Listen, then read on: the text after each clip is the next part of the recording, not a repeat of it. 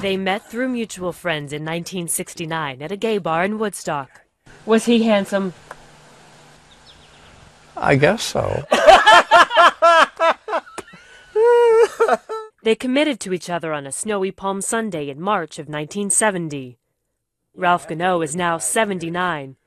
Dick Wilhelm is now 87, and they waited a long time to live the kind of life that most people take for granted. I'm seeing people with homes, with partners, with pets, garden, and I very, very much wanted that in my life. I wanted a house, I wanted a garden, I wanted pets. For most gay people in 20th century America, life was hard. Ralph's family kicked him out when he told them he was gay. Then the military discharged him when someone outed him. He tried suicide twice. Dick was hospitalized, but because they had no legal ties, Ralph was barred from his bedside. I did not ask to be born and be a homosexual. It was me. And for a long time, there was so much shame. And when I moved up here, I said, I'm finished with the shame part. It's over. And he never gave up hope on marriage. A few years ago, the two took a cruise on the Queen Mary 2. They found a Catholic group on board who were throwing a vow renewal ceremony. They stood in the back of the room. And he said, now would you all rise? So up we go. And now would you please join hands? So I grabbed Dick's hands. He said, what the hell's going on? I said, shut up. So they renewed vows they had never taken. But still, they didn't give up on saying, I do, for real.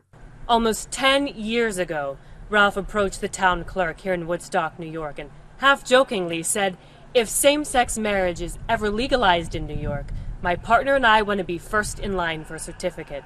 And in June, the once impossible happened when Governor Andrew Cuomo signed same-sex marriage into law. Ralph was ready.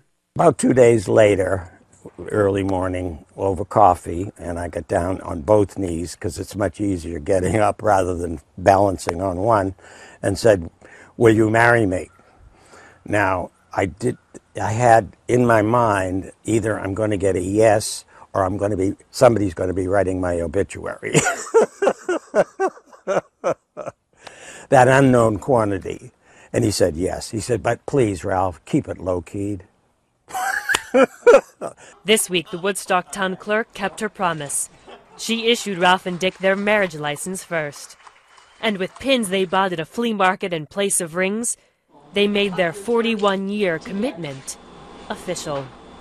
Emotionally, I am so thankful that I survived and that I am willing and eager to take this next fabulous step, as far as I'm concerned, to show that we are worthwhile human beings that are able to have this special commitment. Brittany McCandless, CNN, New York.